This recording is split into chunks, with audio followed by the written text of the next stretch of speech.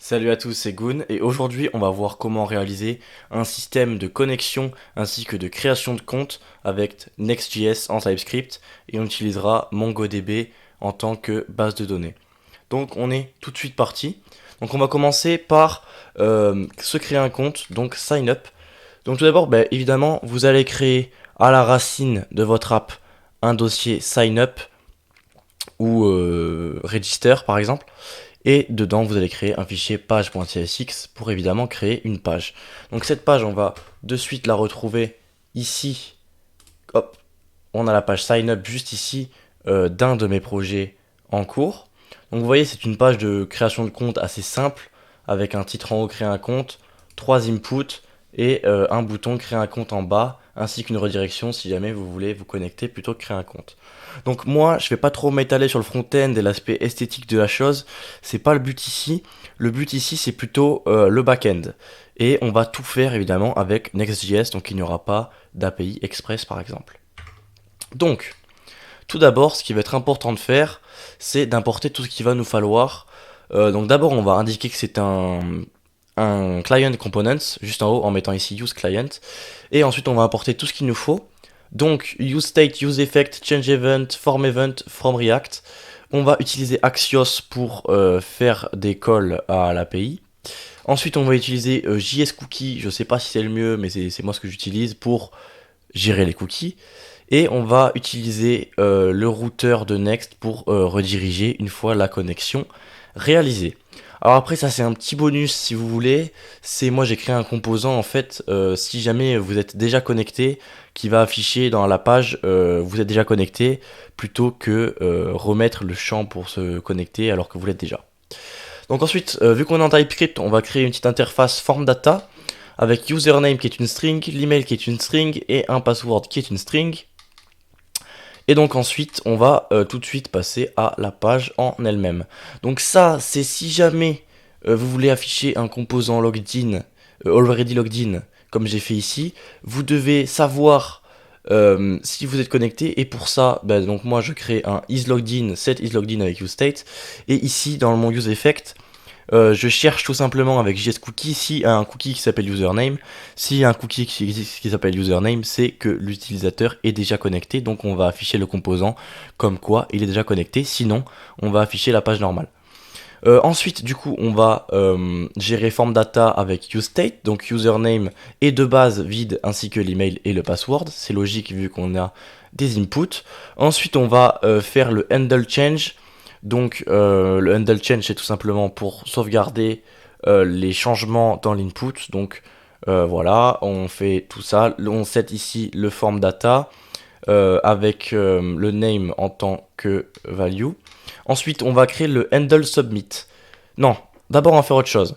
D'abord, on va rapidement faire un tour dans le front-end. Et il va y avoir deux choses importantes à mettre.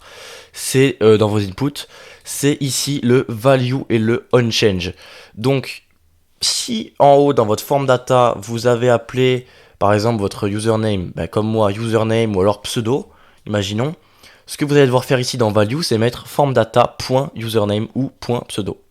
Et après vous devez toujours rajouter le onChange avec le handle change qu'on vient de créer juste avant. Donc ça vous devez le faire pour toutes vos inputs. Donc moi en l'occurrence je l'ai fait pour les trois ici, pour le username, pour l'email et pour le password. Donc on va maintenant pouvoir passer au handle submit. Donc qu'est-ce que le handle submit? C'est tout simplement tout ce qui va arriver à partir du moment où vous appuyez sur le bouton créer un compte. Donc ici on va faire un call à notre API qu'on verra après, qui aura comme endpoint slash API slash signup. Ensuite, donc ça c'est tout ce qui va se passer après la réponse, donc on le verra forcément plus tard. Donc on va tout de suite passer au côté maintenant API, côté backend. Donc ce que vous allez devoir faire, c'est qu'à la racine de votre application, vous allez créer un fichier que vous allez appeler API, et à l'intérieur de ce fichier API, vous allez créer un autre fichier signup, et à l'intérieur de ce fichier signup, vous allez créer un fichier root.ts.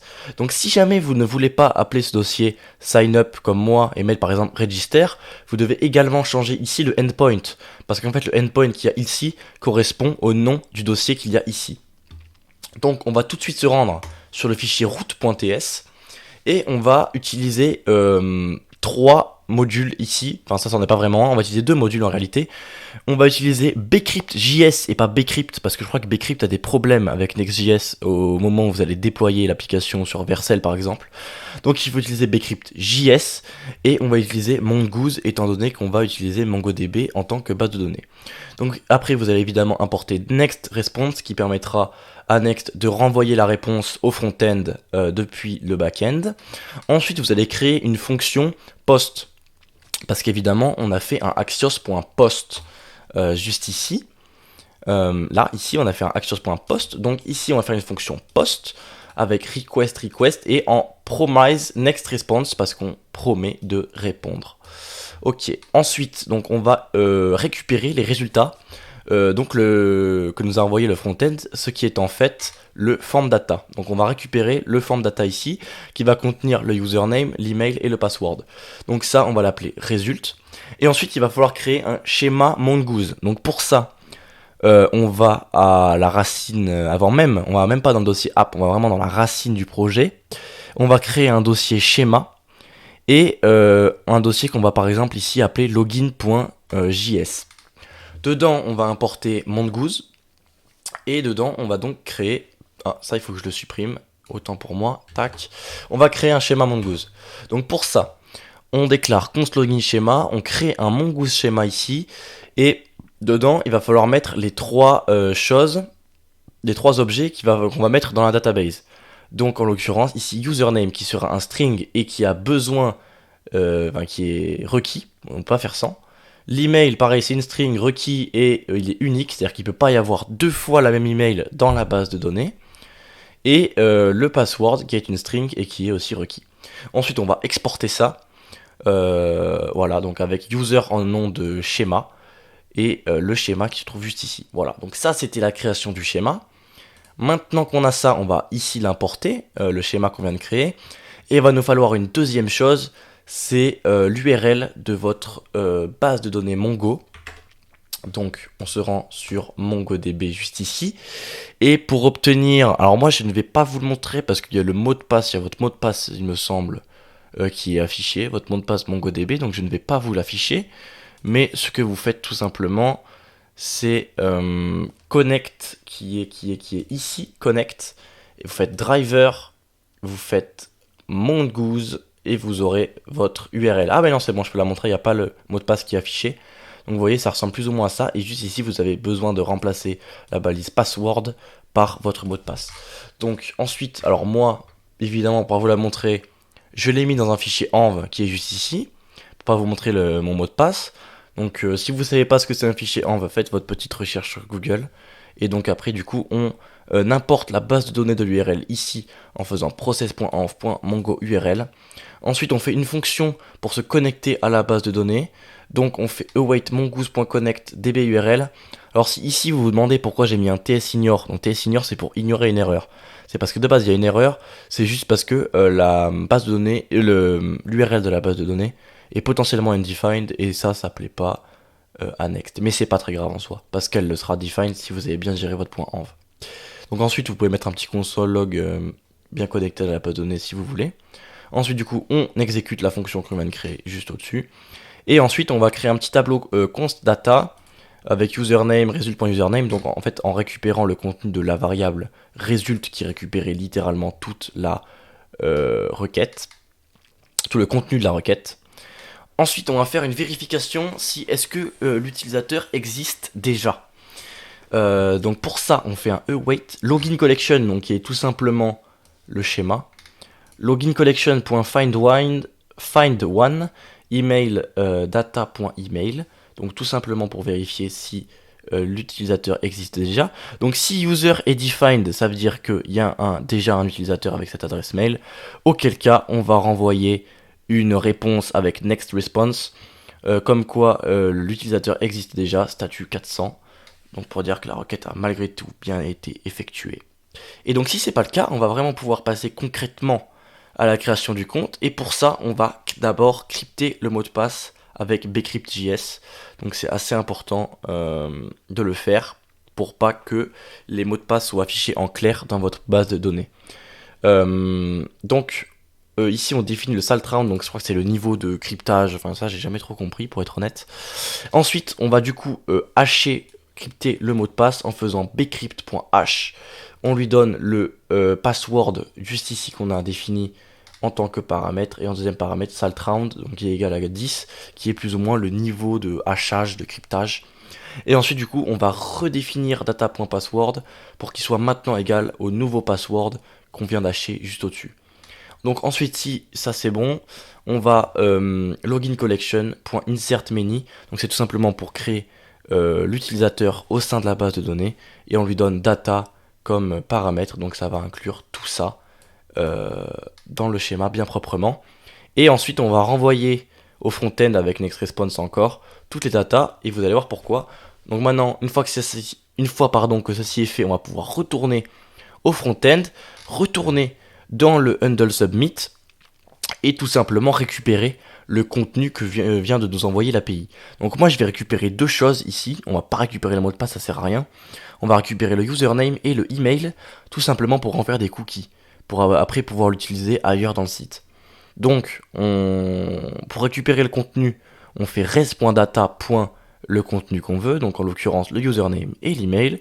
On crée deux variables, après on les console.log, on n'est pas obligé, moi par exemple je vais l'enlever. Et ensuite on va du coup créer deux cookies qui vont apparaître et qui vont être utiles dans le site.